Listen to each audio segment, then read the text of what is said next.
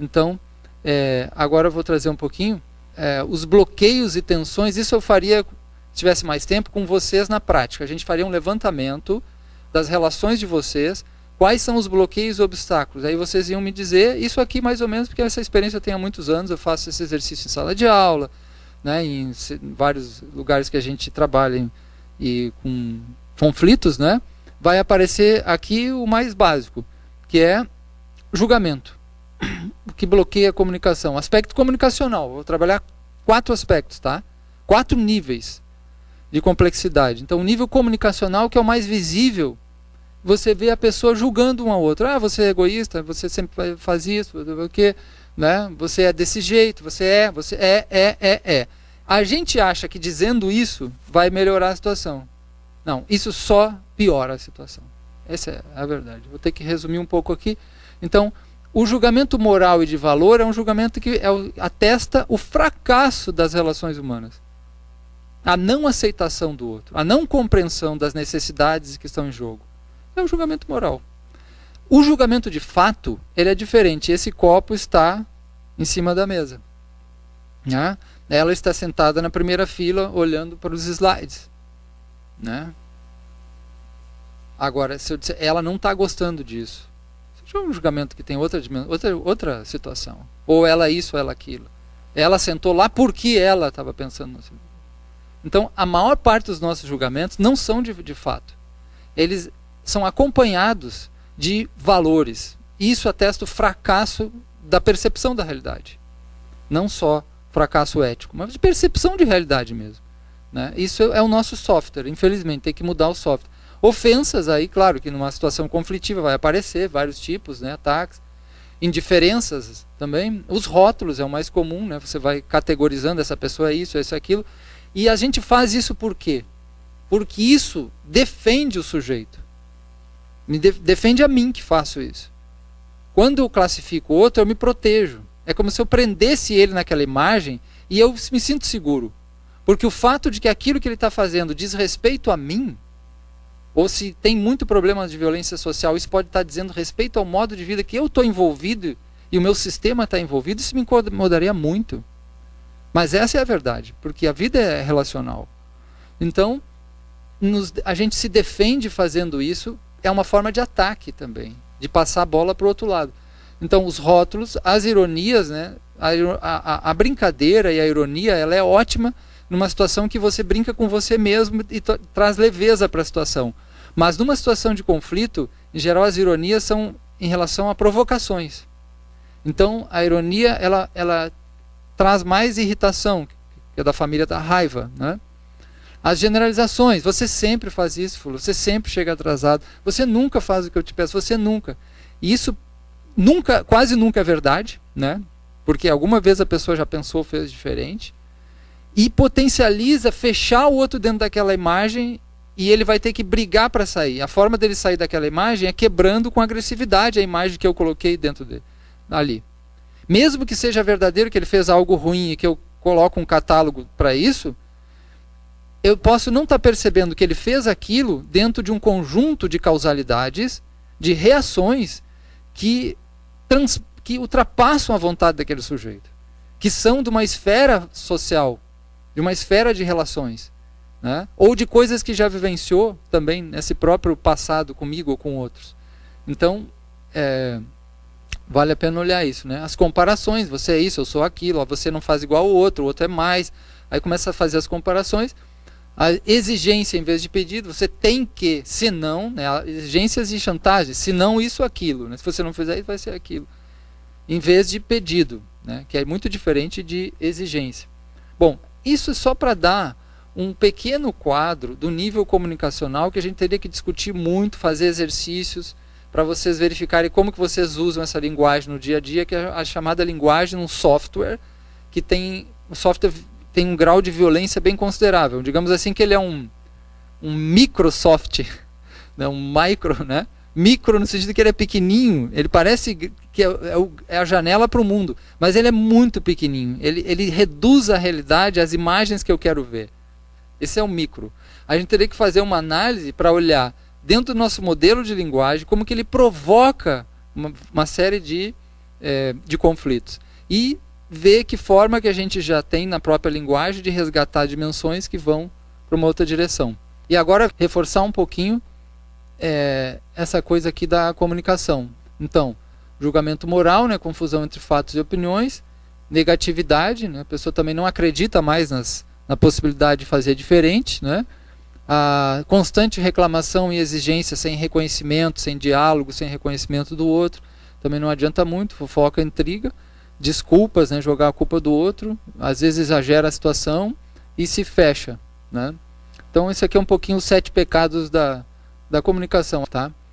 Aí ainda eu quero trabalhar o primeiro aspecto ligado a todos os outros, mas é mais o primeiro aspecto. Diálogo. Para usar corretamente, tecnicamente, essa palavra, tem que haver dois fundamentos, 2 pilares. Que pilares vocês acham que são esses? Para haver diálogo. Que não é conversa, que não é um mero encontro, que não é ensinar, que não é palestra, que não é debate da palestra, que não é fazer comparações, que não é dar conselho, que não é terapia, terapeutizar pelo menos, não é. Não é interpretar, não é explicar. Para haver respeito precisa disso. É a base de todos esses processos. O que é um círculo? É um conjunto, uma grande orelha de escuta transformadora. Para mim, na minha avaliação, desde que eu conheci esse processo, que eu também veio da área da saúde, né, uma parte, todo círculo é um círculo de cuidado. Todo círculo é um círculo de cuidado. Por quê? Porque se encontram seres humanos, se instaura um processo de escuta, a escuta faz o quê? Quando ela funciona, é porque ela bateu lá naquela frase que eu falei da origem das terapeutas. O sujeito está sendo reconhecido como um ser humano, nascendo socialmente, ou seja, não está sendo tratado como objeto, ele se vê nascendo ali e aí ele quer participar. Ele vem para o social de novo, que ele não estava sendo reconhecido. Esse é o processo restaurativo, né, de resgate dos sujeitos. Então, é um grande processo de escuta. Para haver escuta, existe uma corporeidade, senão não funciona. Essa corporeidade é uma energia corporal de se colocar diante do outro, né, de se colocar diante do outro com uma presença. Nós no início fizemos um processo pequeno de concentração e atenção, para ficar presente no lugar. Então, é um processo de aprimoramento da escuta. E aí tem uma magia ou uma complicação da escuta. Se percebeu que essa escuta, ela funciona melhor conforme também a minha capacidade de escutar a mim mesmo, de escutar coisas que acontecem dentro de mim. Porque eu sou um sujeito múltiplo, tenho várias faces, funciona uma hora mais assim, os gregos disseram isso, né? Personas, máscaras, personalidades, né? Então, muitas dessas são dolorosas, são difíceis, são conflitivas, né? São frágeis, são carentes. Quando vem o outro, ele traz isso, provoca essa carência, essa raiva e tudo mais. A capacidade que eu tive e tenho de assumir isso na minha história está ligada diretamente à capacidade que eu vou ter para assumir isso no outro e me conectar com ele. Essa é uma magia, digamos assim, difícil, né? Complicada. E ela tem a ver com a presença. Como que eu estou presente ao outro? Abrindo espaço, é uma abertura de espaço, abrindo as imagens fechadas que eu tinha e eu não sei, totalmente aberto para o que vem. Essa é a magia e a potência transformadora desses métodos todos, na minha avaliação. Está aqui dentro da escuta.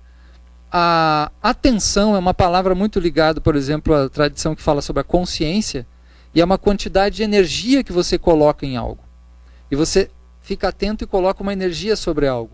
Você foca, você coloca a atenção, é uma tensão, uma energia, né, da presença. Então o corpo e a mente ficam presentes. E o outro sente. E esse é o processo que funda quem? A psicanálise. A investigação do inconsciente, dos sonhos, dos desejos, dos traumas, tudo bem. Mas qual é o processo? O processo é um processo de encontro baseado no fato revolucionário de que a fala, o diálogo, traz isso. Não é mais uma visão mecanicista. Então isso funda a própria psicanálise. Pelo menos uma parte dela, né? Então, o processo de escuta por si mesmo Ele é transformador. O que há no círculo? Um processo, né, muito avolumado de escuta paciente, de muito tempo, né, de reconhecimento. É essa escuta que faz a coisa acontecer, que mobiliza a energia. Não é a informação que vai ser dada. Porque ela já sabe que errou e não devia. É isso. Né? Qual é o segundo pilar? Que dá movimento ao diálogo. Esse primeiro, ele coloca você na situação de encontro no diálogo. E o segundo, ele dá movimento ao processo. A pergunta. Coincidentemente é aquilo que Sócrates trazia, né? E Platão. Só perguntar, perguntar. A pergunta, ela abre. E existem perguntas que não são perguntas. São perguntas retóricas, estratégicas, informacionais, né, de curiosidades ou de julgamento do outro. São estratégicas, são retóricas. Essa aqui são as perguntas verdadeiras. A pergunta verdadeira tem o que por trás? Não sei. Aquele outro slide lá que a gente colocou. Por baixo disso aqui tem o não sei. E aí eu quero saber. Se eu sei, é que a imagem que eu tenho do outro vai se interpor entre eu e ele. A imagem, a racionalidade, a técnica, seja o que for, a vontade de consertar e modificar o outro, é o fracasso da escuta e da comunicação.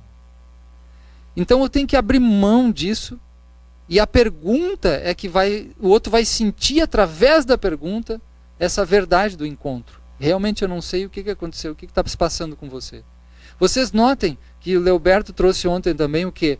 Que aquilo que fundamentalmente é a diferença entre um processo, por exemplo, do modelo retributivo, né? As perguntas retributivas são totalmente diferentes, né? Que lei incidiu, qual é a pena que vai ser dada, né? E as perguntas restaurativas. As perguntas restaurativas, elas fazem uma revolução aí dentro. Porque elas não perguntam por quê, no sentido do julgamento, né? Elas perguntam o que houve, o que se passou quando você fez isso, o que você sentiu, seja vítima ou ofensor, o que você sentiu, o que você está sentindo, que impacto causou na sua vida. São perguntas que vão em direção ao quê? Aquela frase que eu trouxe do reconhecimento do outro, que é o que mais falta para as pessoas, que todas as pessoas querem ser aceitas e amadas, senão elas não existem como pessoa, né? Então, vejo que as perguntas dentro de um círculo, o roteiro é totalmente transformado e vai nessa direção de aprimoramento dessa escuta, né, e da transformação das coisas em conjunto. Então ela abre, conecta e vai em direção a um futuro diferente. Que as perguntas restaurativas, elas olham daqui para frente. E agora o que nós vamos fazer com isso? Né? Como nós vamos consertar as coisas? Né? Enquanto que as outras, elas não olham isso. Ela, o que houve, o passado que houve que vai incidir numa pena. Né? Então, essas são as bases do diálogo e a base dos processos são criados para, de alguma forma, implementar isso. Isso há várias formas de tentar implementar. Então, esse é o aspecto comunicacional.